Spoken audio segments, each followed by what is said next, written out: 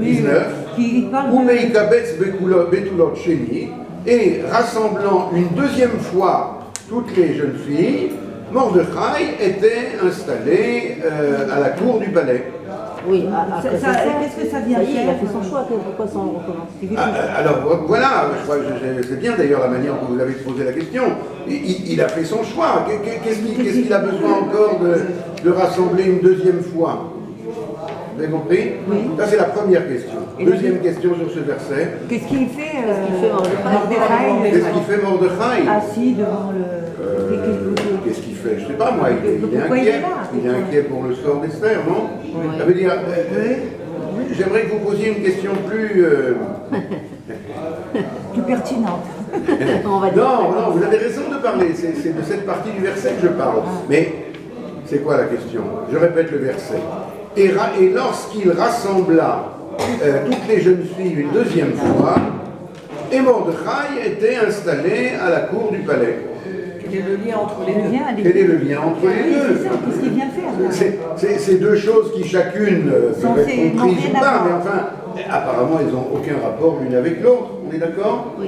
Hein? Donc deux questions vraiment difficiles, semble-t-il. Bon, alors prenez la feuille qu'on vous a distribuée maintenant. On va voir d'abord un premier midrash.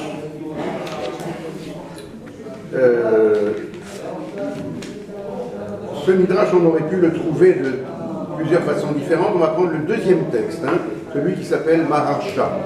Pas le premier, le deuxième. C'est le Maharsha, le grand commentateur des Haggadot du Talmud, sur le traité Megillah Yud Gimel, plutôt que de prendre le texte lui-même, qui est un petit peu réduit. Alors j'ai pris le Maharsha.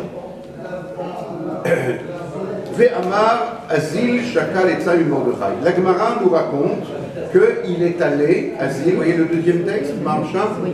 Azil, il est allé, Shakal Etza, il a pris conseil de Mordechai. De quoi s'agit-il d'abord, avant de continuer à lire, je vous dis ça oralement? La Gemara et le Maharsha s'interrogent. Comment est-ce que... qu'est-ce qui se passe dans la tête, et surtout dans le cœur, du roi en question, Assuérus? Apparemment, c'est le jour le plus heureux de sa vie, est-ce que je sais? C'est par amour qu'il l'a épousée. Mais pourtant, il y a toujours une chose, on en a parlé déjà la dernière fois, il y a quelque chose qui le dérange profondément, à savoir, rappelez-moi, qu'est-ce qui le dérange le roi? Le complot, un éventuel le silence. complot. Le silence. Le silence. Le silence. On avait vu constamment, elle se cache, comme son nom l'indique. Et le fait qu'il va, d'un côté, elle a quelque chose qu'il n'y a chez aucune autre, c'est clair, mais d'un autre côté, il est dans l'inconnu le plus total. Et elle maintient cela avec circonspection. On avait vu plusieurs raisons à cela la dernière fois, mais du point de vue du roi, en tout cas, c'est quelque chose qui devient de plus en plus insupportable, justement maintenant qu'il l'a épousée. Imaginez, je ne sais pas, que vous mariez avec quelqu'un et que vous ne savez rien de lui. Enfin, c'est ça. Bon. En tout cas, on a vu l'importance du silence, vous vous rappelez? Comment est-ce que le silence agit? Eh bien, on en est là. Et par conséquent, la Gemara de Megillah, que je suis en train d'étudier avec le commentaire de Maharsha, nous dit que, eh bien, chez qui il est allé pour prendre conseil? Il est allé chez Mordechai, car Mordechai, entre-temps, gravit les échelons, il est devenu Béchar Amelech, il est devenu courtisan du roi. On va voir bientôt que Esther y est aussi un peu pour quelque chose, évidemment, mais d'une façon qui soit quand même discrète, parce qu'il ne faut pas trop que les liens entre eux se révèlent, sinon le silence ne fera plus son action. Alors je reprends le texte du Maharsha. La Gemara nous dit, Ve'amar, Azil Shakal Etza Mordechai, il est allé, le roi, demander conseil chez Mordechai. Conseil de quoi? Conseil pour savoir comment obtenir les renseignements d'Esther qui se refuse absolument, etc. Alors, quel conseil lui a donné Esther? Quelqu'un connaît ce texte? C'est pour tout ça, c'est pour expliquer l'histoire de Vehikabetz Betulot Shenit. Car comme vous avez dit, pourquoi est-ce qu'il a rassemblé à nouveau les jeunes filles? Il a fait son choix maintenant, comme vous avez dit. Eh bien, vous allez voir.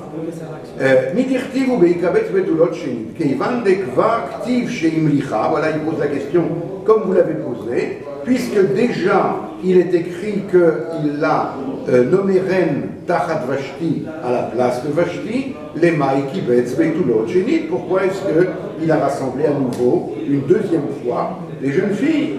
Ça lui a déjà pris 4 ans la dernière fois, alors combien de temps ça va lui prendre maintenant? Gam Samach Lo ou Mordechai Yoshev. Et la deuxième question, c'est celle qu'on a posée. Pourquoi dans le même verset, il y a cette juxtaposition, Samach Lo, avec et Mordechai était installé dans la cour du roi. Chez Ein Zeleze, ça n'a aucun rapport l'un avec l'autre. Et là, et maintenant il vient répondre. Les Hashmoinan, ça vient nous faire comprendre. Chez Natal Etza mi Mordechai, qu'il a pris conseil de Mordechai, et c'est pour ça que la fin du verset vient avec le début. Et quel conseil il a donné Mordechai, vous savez? Non. Comment est-ce qu'il doit faire pour qu'elle dévoile ses origines?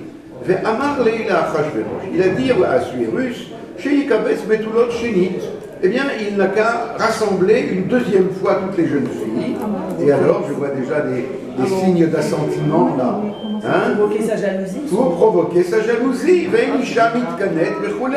Une femme comme ça il y a marqué là-bas dans la Gemara, je ne suis pas responsable, une femme n'est jalouse que de sa compagne qui est plus belle qu'elle, quelque chose comme ça. Et de cette façon-là, il est possible qu'elle va dévoiler ses origines. Vekamar de Asaken. Alors, il est dit que il fit ainsi. Et malgré tout, elle, qui, comme on a déjà appris, n'est pas du tout, comme on dit, Baketa, enfin n'est pas du tout intéressée par tout ça, eh bien, elle n'a pas dévoilé. Kedirtiv Batarachi, comme il est dit encore après, Ein Esther Magedet et Amavet Molata. Encore après tout cela, qu'il a rassemblé une deuxième fois les jeunes filles et tout, il y a encore marqué que Esther ne disait pas ses origines. Alors maintenant, la question que vient encore soumettre le Maharsha, pourquoi est-ce que Mordechai a dit cela? On a vu jusqu'à présent, vous auriez pu poser cette question, non? Mordechai, c'est lui qui a ordonné à Esther de ne pas dire ses origines. Alors pourquoi maintenant il donne un conseil au roi? Mais là c'est pire, parce qu'il prend le risque que le roi en trouve une autre.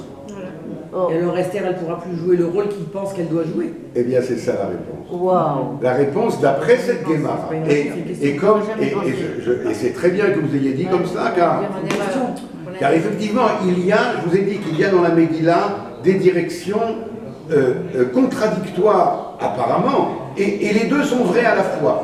Nous sommes allés la dernière fois sur la direction que vous suivez maintenant, à savoir que il, et d'ailleurs elle aussi dans certains commentateurs, commence à comprendre que tout cela n'est pas par hasard, et que donc, comme il dira d'ailleurs bientôt, si tu es arrivé jusque-là, c'est pas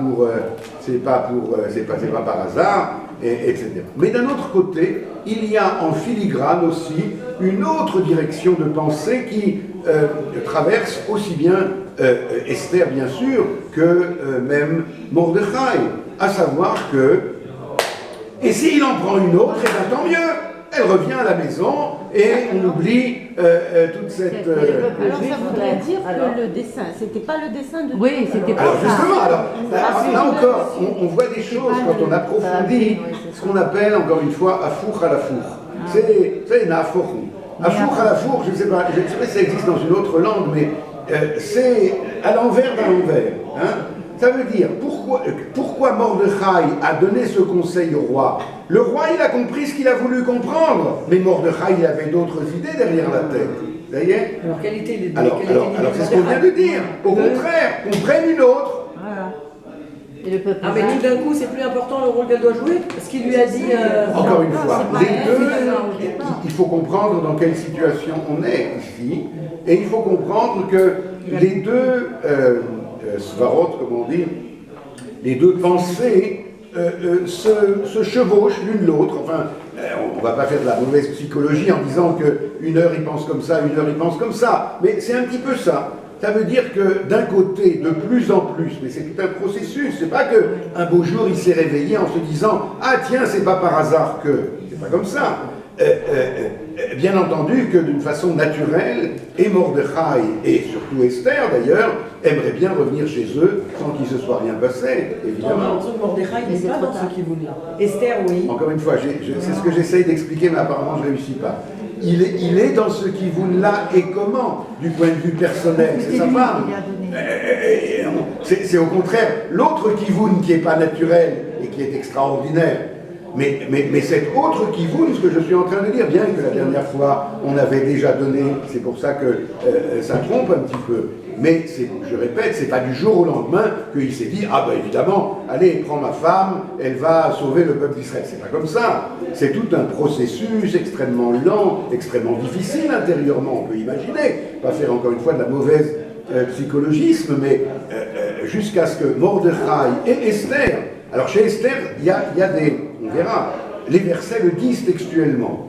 Que combien ça a été difficile, et de verset en verset, comment elle va arriver finalement à cette décision. Chez Mordechai, c'est beaucoup plus caché, mais évidemment que ça existe également. Et donc là, on est entre les deux. Lorsqu'il va donner au roi ce conseil, soi-disant pour aller dans le sens du roi, en fait, dit le Maharsha, dit la Gemara, c'est parce que, bien sûr, qu'on en est à un point où, si on peut éviter que Esther soit prise comme reine et qu'une autre soit nommée à sa place, c'est tant mieux.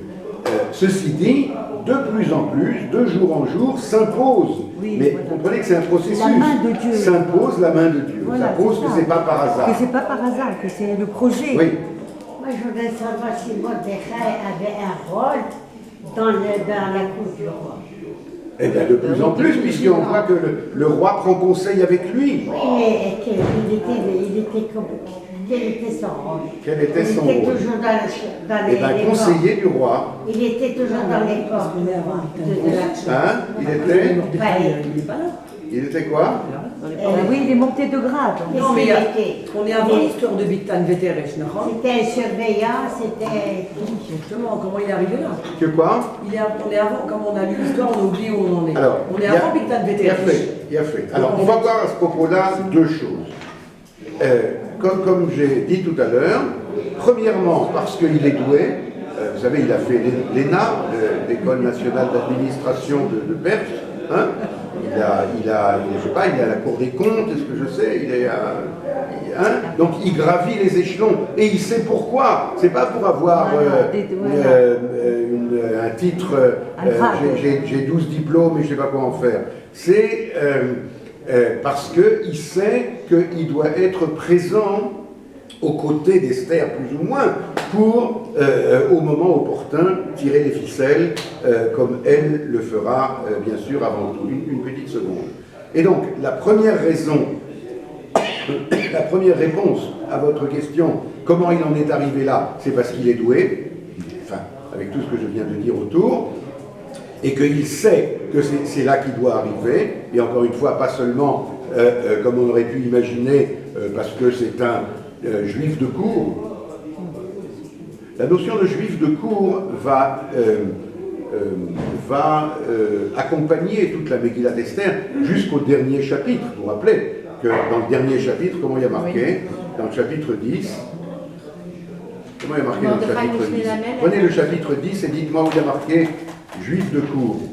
Vous savez ce que c'est un juif de cour? Oui, oui. Est-ce que c'est un juif de cour? Au cours de toutes les générations d'exil, des dizaines et des dizaines de générations en Orient, en Occident d'ailleurs, eh bien, il y avait ce personnage dont on dit ici, regardez le dernier verset de la Megillat Esther, le dernier verset de la Megillat Esther. Peut-être... Bon, le dernier verset de la Megillah d'Esther. Premièrement, qui c'est le patron à la fin de la Megillah d'Esther? Bah, Mordechai. Qui c'est le patron à la fin de la Megillah d'Esther?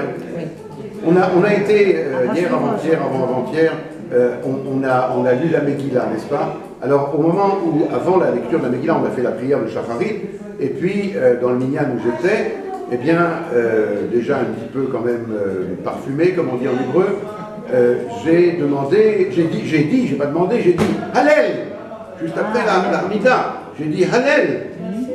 On dit pas le Hallel, hein, Oui, on dit pas le Hallel. C'était en On dit pas le Hallel. Parce que c'était en Fuslar. Attendez, parce que. Parce que la Megillah est considérée. Alors, trois réponses il y a dans la Gemara. Une réponse, la Megillah, c'est le Hallel. Dans quel sens? Hodaya le Hachem. Hodaya, c'est à la fois publier le miracle et remercier du miracle. Hein, je dis les choses un peu rapidement. Donc ça, c'est une réponse. Mais il y a deux autres réponses. Le Nes, il n'était pas en Israël. La deuxième, c'est un Nes shebechutz laaretz. C'est un Nes qui s'est produit en dehors d'Eretz Israël. La Gemara demande d'ailleurs tout de suite à ce propos-là, mais je ne comprends pas, à Pessah. Aussi. Hein, ça y est? Pessah, c'est aussi le Nes en Chutz laaretz, évidemment. Et là-bas, on dit le Hallel, même le soir. Ils sont sortis. Même le soir.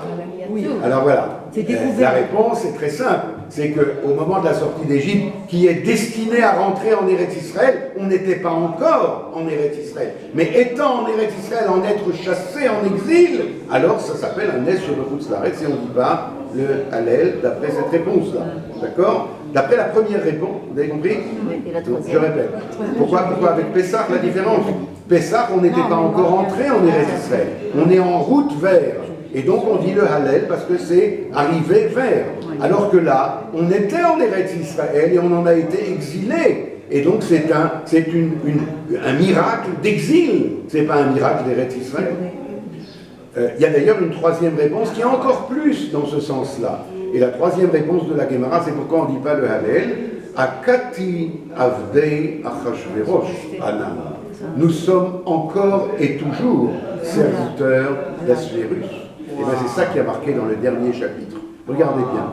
Ce dernier chapitre m'a toujours laissé perplexe, pour pas dire plus. Ce dernier chapitre dans lequel il y a en tout et pour tout 3 versets. On n'y fait même plus attention d'ailleurs. Vous savez pourquoi? Parce qu'on vient de terminer d'écraser Haman et ses 10 fils, et tués, et pendus, etc. Et les Juifs se sont battus une deuxième fois, et ceux de Suse, et on a décrété qu'Idvouni les Dorot, comment ça se passera dans toutes les générations à venir, pour ne pas oublier ce miracle merveilleux. C'est où? Happy End. Ah oui, pardon, il y a encore 3 versets. Mais qu'est-ce qu'il dit ces 3 versets? Regardez bien. La soumission. Vayasem Ils sont restés Amelech finalement. Achashverosh Mas ala Haaretz ve'iye Hayam. Le roi Assuérus a décrété un impôt sur le pays et sur les îles de la mer. Attends, de quoi tu parles? Qu'est-ce que ça m'intéresse? Je veux dire, nous on est dans l'extase, dans l'euphorie de la victoire sur les affreux antisémites, hein, les pires de tous, les Amalékites et tout ça, enfin, hein, et encore un jour, et Yerushalayim, pas Yerushalayim d'ailleurs, toute la capitale, etc. Et puis tout à coup, tu nous racontes des histoires qui font partie de quoi? De la politique Et bien, intérieure. regardez le deuxième verset. Bechol ma'aseh tokto uvurato.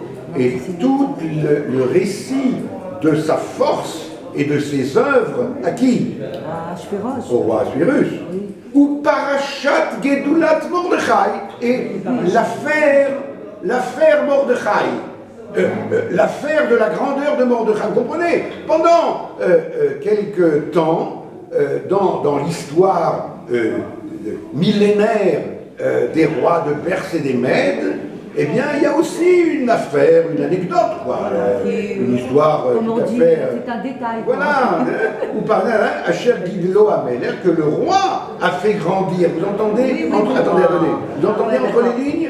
Parashat Gedulat Mordechai, c'est pas la grandeur de Mordechai, c'est la grandeur que le roi lui a fait grandir. Oui, mais on peut comprendre. Car si le roi lui fait plus grandir, ben il sera plus grand, forcément.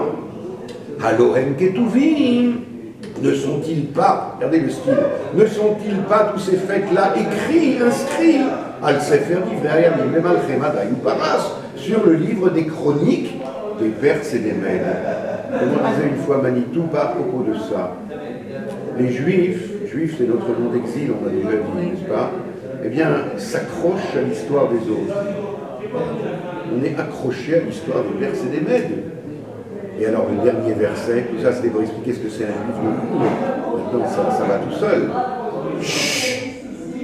Di Mordechai ha-Yehudi, Mishneh la-Melech Achashverosh, Vegadol la-Yehudim, Veratzui le-Rov Echav, Doresh Tov le-Amo, Vedover Shalom, Lechol Zaro. C'est tellement beau ce final-là. Car Mordechai le juif, il était le vice-roi, Mishneh la-Melech, c'est d'ailleurs l'expression qu'on trouve où ça?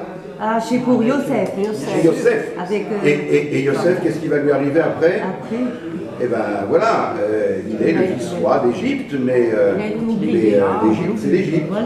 Vayakom Melech Chadash, Asher Lo Yadai Yosef, un nouveau roi qui ne connaîtra plus Yosef. Si on est accroché à l'histoire des autres, alors ça ne peut pas se passer autrement, pardon une seconde. Donc, excusez-moi. Donc, il est le vice-roi de Assuérus et grand pour les Juifs, ce qu'on appelle un juif de cour. Qu'est-ce que ça veut dire un juif de cour? Ça veut dire quelqu'un qui, lorsque le roi va changer d'avis, vous vous rappelez qu'il est à Farfar, il change d'avis comme de chemise ou de femme. Et lorsqu'il va changer d'avis, et lorsqu'il va imposer, il a l'air de bien aimer remplir les caisses du palais parce qu'il les vide encore plus vite, et donc il va imposer les Juifs, comme ça se fait à chaque fois, vous savez, dans l'histoire en Europe, etc. Quand ils ont besoin pour faire la guerre ou pour n'importe quoi, eh ben, on va taxer les Juifs parce que c'est là-bas qu'il y a de l'argent, jusqu'à aujourd'hui, on pense comme ça.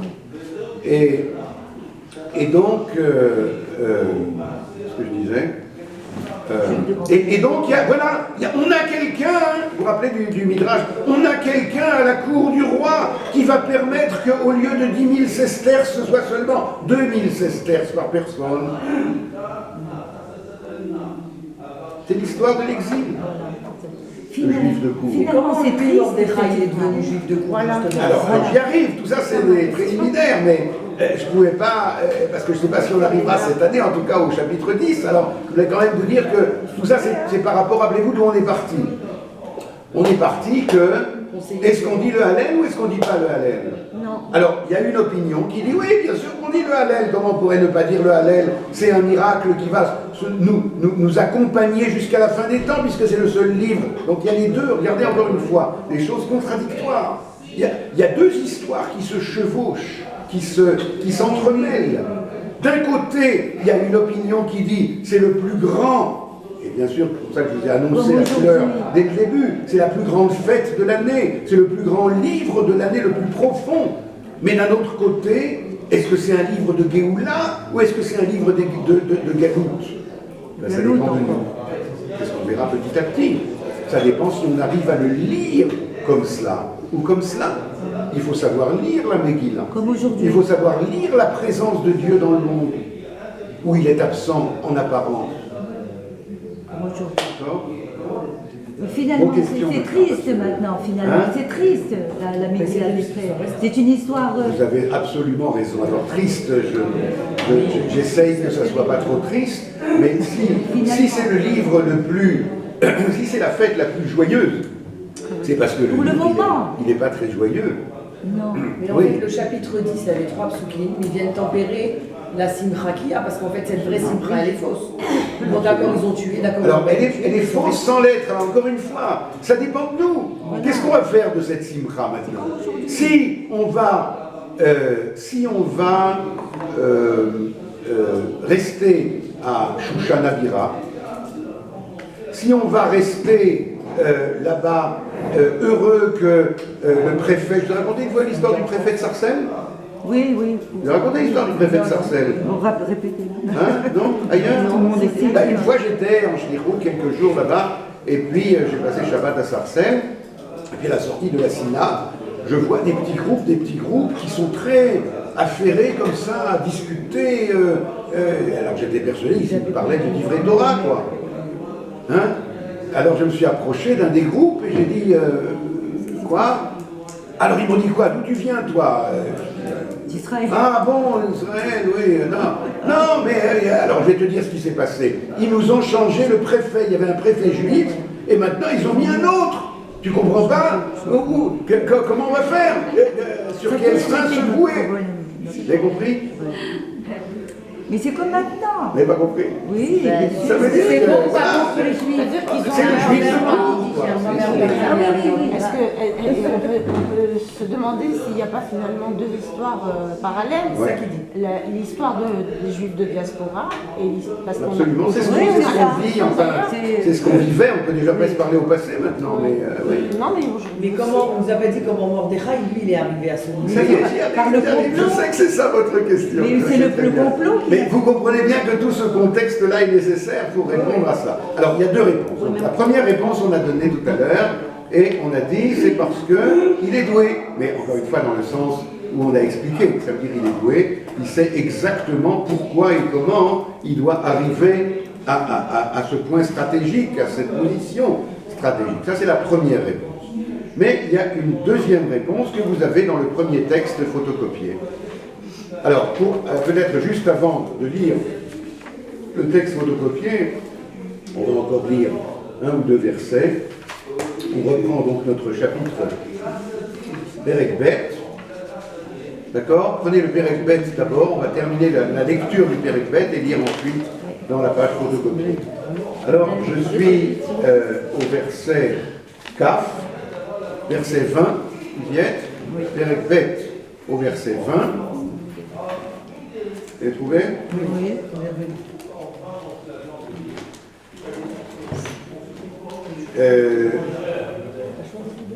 Ein Esther Magedet Moladeta et Ama, malgré qu'il a Veikabet Betulot Shenit, il a rassemblé à nouveau les jeunes filles et tout ça, eh bien Esther persiste à ne pas dire sa naissance, ses origines. Un des commentateurs fait remarquer qu'il y a ici écrit Magedet, c'est quel temps? Au présent. Alors qu'avant il y avait marqué Lohigida, au passé. Donc, quelle différence y a-t-il? Alors le commentateur nous dit très bien. Il dit Magedet, c'est un présent fréquentatif. Ça veut dire malgré qu'apparemment le roi a mis toutes les pressions, mettait constamment, chaque jour, chaque soir, etc. Et elle avait l'habitude de ne pas dire. Elle Magedet au présent. Pas qu'une fois elle n'a pas dit, comme on dirait, Igida. Bon, En Esther Magedet Mouladeta Ve'Ama, ni son peuple, Ka'asher Tziva Aleha Mordechai, comme Mordechai lui avait ordonné. Ve'et Ma'ama Mordechai Esther Osa, et elle faisait scrupuleusement les paroles de Mordechai, par exemple par rapport, on avait dit l'autre fois, au fait de ne pas manger ce qu'on lui apportait, Ka'asher Aïta Be'omna Ito, comme lorsqu'elle était adoptée par lui. Bayami Mahem. Et maintenant on arrive au tournant qui nous attend au tournant. Bayami Mahem, en ces temps-là, où Mordechai Yosher Beshar Amelech. Encore une fois, qu'est-ce que c'est Shar Amelech? À la cour du roi. Katsaf Biktan Vatere Shenei Serise Amelech. Qu'est-ce que ça veut dire Katsaf? Katsaf. Donc, Biktan et Teresh, c'est le nom de deux courtisans, se sont mis très en colère. C'est le complot. Quoi? C'est pas le complot, il a découvert. On va y arriver. Mais pourquoi là c'est au singulier et Biktan et Teresh c'est deux, non? Qu'est-ce que vous dites? Katsaf c'est au singulier. Oui, alors tous les deux comme un seul. Comment ça? Hein? Ça veut dire que c'est pas qu'ils s'aimaient tellement apparemment, Oui. mais par haine du roi, ils se sont mis ensemble. Et donc ils se sont comment on dit, ils se sont mis en colère. Shnei Sarissa, les deux eunuques du roi, Mishomré Asaf, qui gardaient le seuil du palais. Alors faites bien attention à ça. Ils étaient, eux, préposés à quoi? Garder les entrées et les sorties, quoi. Vaïvakshu lishloach yad b'Mordechai et ils ont voulu porter atteinte au roi Assuérus. Vaïvada Adavar les Mordechai, la chose a été connue par Mordechai, vous connaissez tous le Midrash qui dit que Mordechai, comme Yosef, et encore une fois, si on avait le temps, il y aurait un cours entier à consacrer. C'est une répétition de Yosef qui vient d'Éphraïm et de Mordechai qui vient de Binyamin, tous les deux fils de Rachel. C'est Mashiach ben Yosef. C'est un messianisme d'exil qui va finalement mener en Eretz Israël par déception. Enfin, je ne vais pas trop en dire maintenant. Alors Mordechai, connaissant 70 langues, comme polyglotte, comme les juifs d'exil, quoi. Et comme y compris l'espéranto et le volapük et etc. C'est les juifs d'exil qui connaissent toutes les langues. D'ailleurs, les goyim disent ça c'est de là qu'est venu entre autres le protocole des Sadduciens. Parce qu'étant donné qu'ils connaissent toutes les langues, ils sont comme ça les juifs de tous les pays, etc. N'est-ce pas? Donc naissance de l'antisémitisme polyglotte. Tov. Alors, Vayeda Davar à Mordechai, la chose a été connue à Mordechai, Vayaged l'Esther Amalka, et il l'a transmis, il a dit à Esther, la reine, Vatomer Esther la Melech Beshem Mordechai, vous vous rappelez, et la reine Esther a dit cela au roi, au nom de Mordechai. Vaïvukash Adavar, la chose a été enquêtée, Vayimatse, et ils ont trouvé que c'est vrai. Vayitalouch Nehem al-Etz, et les deux ont été pendus sur la potence. Vayikatev besefer divrei hayamim lifnei hamelech, et ça a été écrit dans les chroniques du roi. Vous avez une question sur ce dernier verset d'ailleurs? Pourquoi il écrivait tout ce qui se passait dans Dans tous les royaumes qui se respectent, il y a un écrivain royal, je ne sais pas comment dire. Oui. Mais quelle question ça pose tout ça? Tout est au passif. C'est tout au passif. Au passif, mais il n'y a pas dit l'agent, enfin le complément d'agent ne manque. La personne qui La agit. personne qui a agi, c'est passif. qui c'est qui écrit. Oui, c'est très bien ce que vous dites. Ça vient. Moi, je pensais à une question. On ne sait pas qui a écrit et on ne sait pas qui a fait. Très bien. Je pensais à une question plus directe que ça, mais elle va tout à fait dans le sens de ce que vous dites. Regardez, qu'est-ce qui s'est passé? C'est pas rien, c'est pas anecdotique. Il s'avère que deux personnages qui apparemment étaient capables d'exécuter le roi et de remplacer, de mettre un calife à la place du calife. Peut-être bien d'ailleurs que, comme les commentateurs l'expliquent longuement, ça révèle, ce n'est que le symptôme, ces deux-là. Il y a derrière eux, vous pouvez bien imaginer qu'ils n'ont pas agi seuls. Toujours, quand il y a quelque chose, on cherche qui sont derrière pour... bien sûr, et il va se révéler petit à petit qu'il y a toute une secte, enfin comment on dit, toute une opposition au roi, menée par tous les descendants on revient à Vashti, etc., Haman et compagnie, donc voilà. Eh bien, ça pose la question, et donc le roi a été sauvé in extremis grâce à Mordechai. Et pourquoi on ne lui met pas son nom? Et pourquoi c'est lui? On ne lui fait pas d'honneur, on ne le récompense pas? Quoi? Rien? Aucune et regardez comment le verset nous dit. Vaïvukash Adavar, écoutez le verset. La chose a été enquêtée, Vayimatse, et on l'a trouvé, on l'a découvert que c'était vrai. Vayitalouch Nehem al-Etz, ils ont été pendus, etc. Vayikatev, ça veut dire vrai, mais on a inscrit ça, comme s'il s'agissait des contes de la cuisine royale, quoi. Je sais pas, on a inscrit que normal. Alors maintenant vient la feuille que nous avons et on va répondre à toutes les questions d'Ezrat Hashem qu'on a laissées ouvertes. Prenez la feuille photocopiée. Vous posez une question. Non, pas maintenant. Retenez-la. Vous prenez la feuille,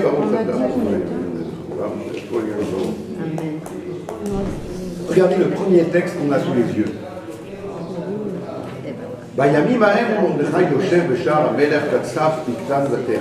Le verset qu'on vient de lire, Miktan et Teresh se sont mis en colère contre le roi et ils ont voulu le supprimer. C'est dans le Yalkut Shimoni, le Midrash Yalkut Shimoni Esther. Amar Rabbi Levi, Lama Katsaf Miktan Bateresh. Vous n'êtes pas demandé cette question? Pourquoi tout à coup, ils ont eu un ressentiment contre le roi, et au point de vouloir le supprimer? Et là, Esther la Malchout. C'est-à-dire, non seulement pourquoi ils ont voulu le supprimer, mais pourquoi justement maintenant, au lendemain des festivités du couronnement de la reine. Ils n'étaient pas contents. Et là, Esther la Malchout, lorsqu'Esther est rentrée comme reine, Amra la Achashverosh, elle a commencé à chuchoter à l'oreille de Achashverosh des choses importante. Il lui a dit Ata, lama einata ose keshem shayu amlachim arishonim osim. Pourquoi est-ce que tu fais pas comme faisaient les grands rois qui étaient avant toi, à savoir shayu moshivim adam tzadik yehudi yoshev beshar hamelech, qui avaient tous un conseiller juif, Bourguiba, Hassan, etc. Tous ils avaient le conseiller, c'était le juif, quoi. Alors pourquoi tu fais pas? Et on n'a pas besoin d'aller, on n'a pas besoin de descendre jusqu'à Bourguiba et Hassan. Regardez de quoi on parle. Nebuchadnezzar, Oshiv, c'est toujours elle qui parle. Oshiv Daniel al Pitro, il a installé Daniel à l'entrée de son palais pour prendre conseil avec lui. Sheim Yagi Alodavar, que s'il lui arrive quelque chose, Haya Omerlo, il lui disait, il prenait conseil avec lui. Chez Neymar Daniel, Bitra Malka se trouvait à la cour du palais. Alors il lui a dit, Amarla, Makeret Ad Yehudi Kasher, tu en connais un toi? Dis à Sphérus à Esther, un juif bien qui peut me conseiller. Amrale, Yeshkan, Adam, Kasher, Vetzadik, Ushmo, Mordechai. Il a dit, oh, je connais pas trop, mais il y en a un qui m'a l'air très bien, là. Et bien c'est la question, on dirait Yosef.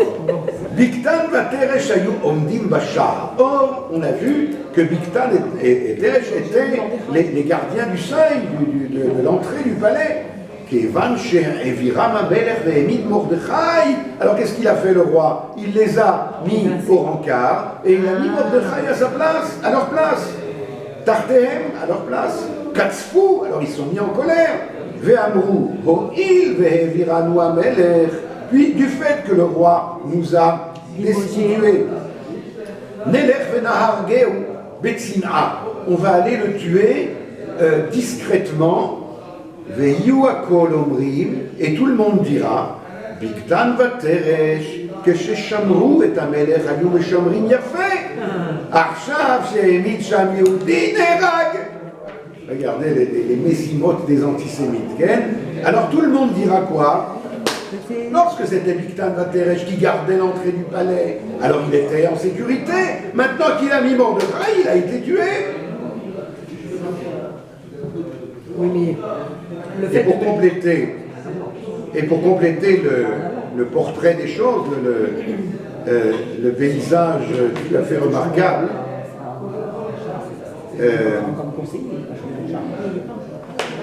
En fait, c'est comme un espion. Hein. Voilà, c'est ce que je voulais dire. Alors il faisait de l'espionnage finalement, Mordechai, un petit peu parce qu'il était au courant de tout, il surveillait tout, il savait tout. Moi je trouve que c'était un petit peu un petit espion. On peut dire. Il y a d'ailleurs, je ne sais pas si je l'ai mis, ah oui, je l'ai mis ici, regardez le Manot à Lévi, le troisième texte. Troisième texte, j'ai pris un petit peu. Vous savez ce que c'est le Manot à Lévi? Manot à Lévi, c'est un gros bouquin de Rabbi Shlomo Halevi El-Kabetz. Vous connaissez Rabbi Shlomo Halevi El-Kabetz, même que vous ne savez pas que vous le connaissez, car vous dites tous les vendredis soirs, les Chanodi. Eh bien, il y a son nom en acrostiche, comme ça, Shlomo, Shamor, Vezachor, etc. Eh bien, il a écrit, ça a été, je crois, son premier livre d'ailleurs. Shlomo Halevi El-Kabetz va faire bientôt partie de la Chavura du Harizal.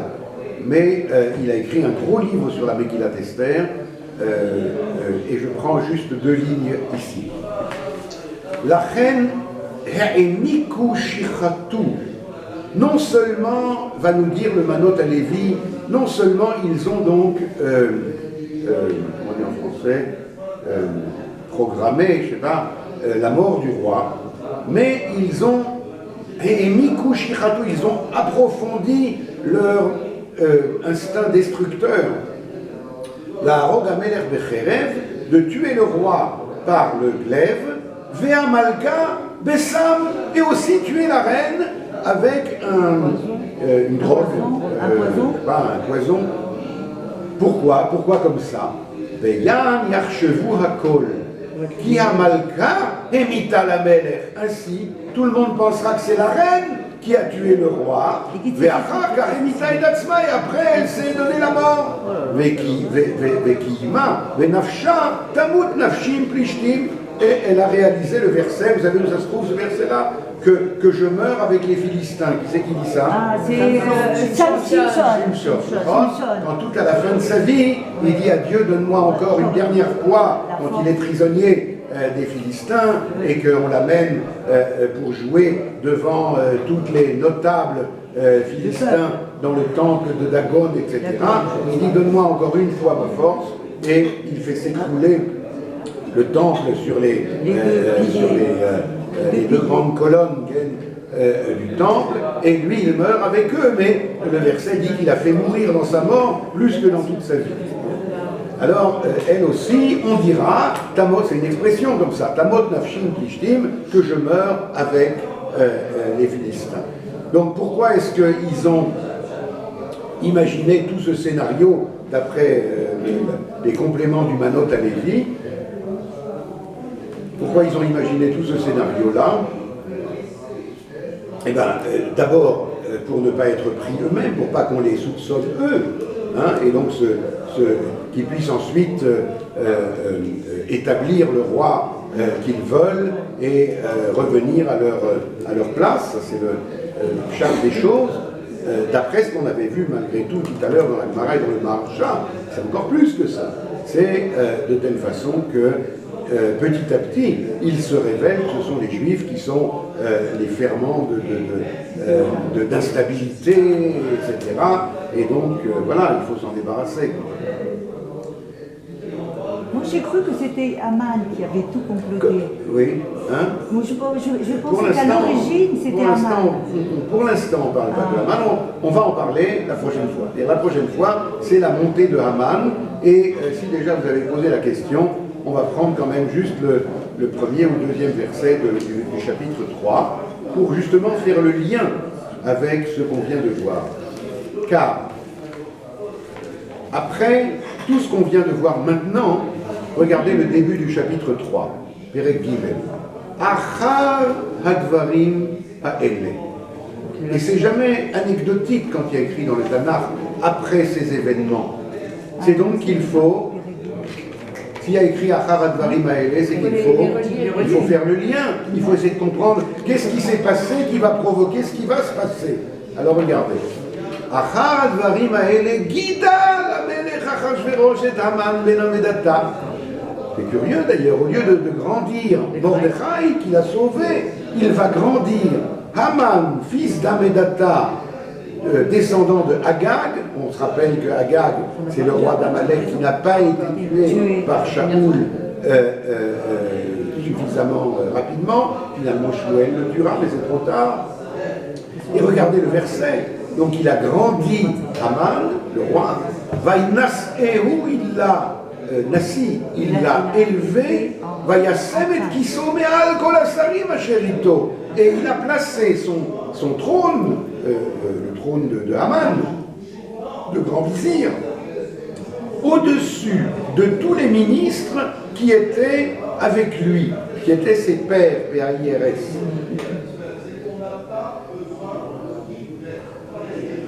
Pourquoi? Pourquoi lui? Oui, pourquoi? C'est la première fois qu'il apparaît. Là. Il devait avoir Pourquoi Achar Advarim Ha'ele? C'est-à-dire après l'accord peut-être qu'ils ont fait entre eux, parce que c'est bon. Lui, il est allé voir Achashverosh et il l'a payé. Qui? Haman. On n'est pas encore là. Mais alors d'un coup, il a fait. Eh bien voilà, c'est ça la question. Ah bon, alors pourquoi il a fait marquer? Parce qu'il a commencé à avoir peur pour sa vie. Pour le surveiller. Achashverosh a pensé, et si je nomme quelqu'un, Haman en l'occurrence, ça va m'aider. Comment? Il va peut-être me protéger.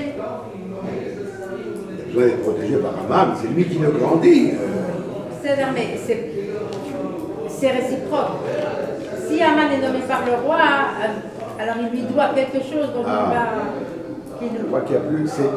C'est bien ce que vous dites, mais c'est un peu petit par rapport à ce qui a marqué ici, car ici il y a marqué, regardez toutes les expressions. Oui. Gidal Amelech, il l'a grandi. Vainas Ehu, il l'a élevé. Vayasemet Kisomial Kolasarim Asherito, il a placé son trône au-dessus. Alors, voyons un petit peu l'atmosphère. Il y avait, je sais pas moi, 10 ministres autour, 10 comment on appelle ça, 10 ministres autour du roi, d'accord, les grands du palais, d'accord, les 10 conseillers, les 10... ils étaient tous égaux, équivalents, d'accord. Et puis il y en a un d'entre eux, je sais pas moi, on peut imaginer, comme j'ai raconté à mes petits-enfants, un d'entre eux le plus hideux, quoi, le plus... On a envie de l'étrangler quand on le voit, simplement. Bon, et bien il va prendre justement celui-là. Et qu'est-ce qu'il va faire? Un des commentateurs pose la question suivante, d'ailleurs il ne donne pas de réponse, mais la question est extraordinaire. Il dit, qu'est-ce que ça veut dire? Vayasemet Kisomeal Kolasarim. Il a mis son trône au-dessus de ses pairs, Asher Ito. Il dit quoi? Il y avait déjà une fonction comme ça dans le palais ou pas? Ministre en chef, super grand vizir. Il y avait ou il n'y avait pas? Non, alors, il n'y avait pas. Non, il répond pas. Il dit peut-être il y avait, mais peut-être il n'y avait pas. Et peut-être il l'a créé spécialement pour lui. Mais alors pourquoi? Pour le surveiller. Pour le surveiller. Pour le surveiller. À lui. Mais pourquoi il aurait des raisons de le suspecter? Pour l'instant, on n'a rien entendu que... Peut-être parce qu'il a donné un bon conseil au début pour sa femme. Parce Un bon conseil? Oui, Vu qu'après il a regretté. Oui, bon, mais... C'est vous qui nous avez raconté qu'en fait, Aman et Mordechai revenaient d'Israël. Ouais.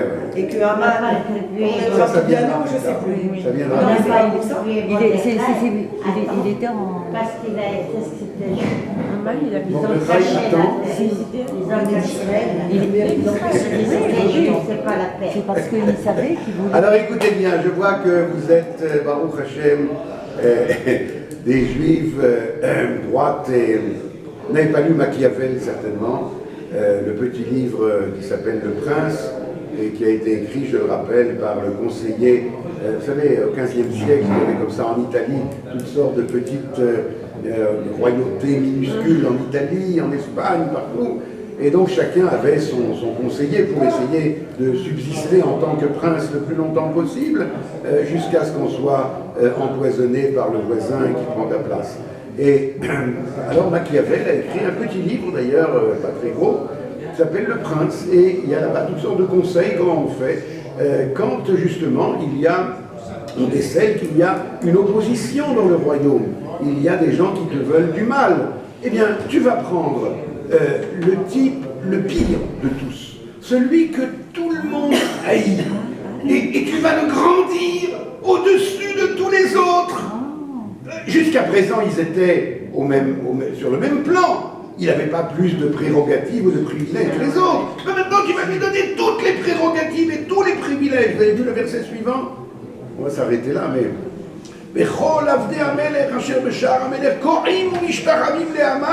Pourquoi est-ce qu'ils se prosternent tous devant lui? Car le roi lui avait chuchoté à l'oreille de faire comme ça, quoi. Aman, il ne peut pas tout seul décider que tout le monde se prosterne devant lui. Non, il n'avait pas pensé à ça. Mais maintenant, c'est le roi qui lui a dit, tu sais, que chaque jour, à 12h42, tu vas te promener dans la grande avenue de Suse, la capitale, et tout le monde se prosterne devant toi. Pourquoi? Bah oui, Vous n'avez toujours pas compris? Vous n'avez toujours pas compris pourquoi? c'est le bouquet. Lorsque demain, il y aura de nouveau un complot infâme contre le roi, eh bien, on ne va pas diriger contre le roi, on va d'abord aller, lui, il va les pressurer d'impôts, etc. On va dire le roi, mais comment tu nous fais ça? C'est pas moi, c'est lui! Voilà, c'est ça. Donc il va servir de bouc émissaire. Oui. D'une certaine façon. C'est Machiavelli. Oui, la vertu. Tu te rends compte un peu? Vous avez compris ce que c'est Vaïa Acharad Varim Haele? Vous avez compris comment le chapitre 3 commence après ces événements-là de quoi? Après le complot. Alors il a compris que son trône ne tient pas très très. Alors il a grandi. Mais c'est un Il a eu de la chance alors Aman, lui qui était là justement pour ça. beaucoup en politique. Justement pour être proche de La lui. chance, c'est une façon de parler. Non, non, là pour lui, c'est-à-dire pour lui, après ça s'est retourné.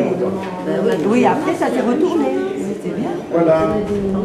Alors à la semaine prochaine. Mais moi, Raph, j'ai encore bien sûr une question, c'est celle du début. Donc, pourquoi est-ce qu'il est allé, pourquoi est-ce que... non, ça va pas.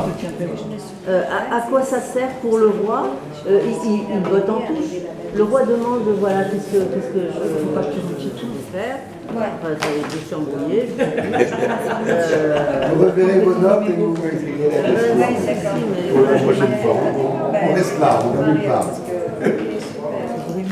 À quoi ça sert au roi de savoir que la reine, qu'elle n'est pas jalouse? Lui, il est au même point là. Une fois qu'on a fait tout ça, on a rassemblé les autres jeunes filles, la reine n'était pas jalouse, elle a continué à rester silencieuse. Donc ce conseil de Mordechai, il amène où le roi? Ah non, mais bien sûr qu'il n'amène à rien.